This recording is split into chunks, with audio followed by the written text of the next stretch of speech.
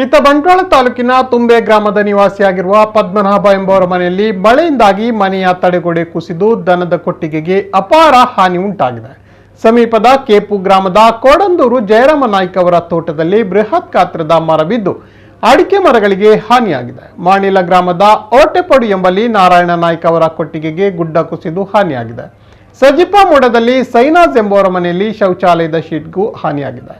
ಇನ್ನು ನೇತ್ರಾವತಿ ನದಿ ನೀರಿನ ಮಟ್ಟದಲ್ಲಿ ಕೊಂಚ ಏರಿಕೆಯಾಗಿದ್ದು ಮಂಗಳವಾರ 3.2 ಮೀಟರ್ನಲ್ಲಿ ನೀರು ಹರಿಯುವ ಬಗ್ಗೆ ತಾಲೂಕು ಆಡಳಿತ ಮಾಧ್ಯಮಗಳಿಗೆ ಮಾಹಿತಿ ನೀಡಿದೆ.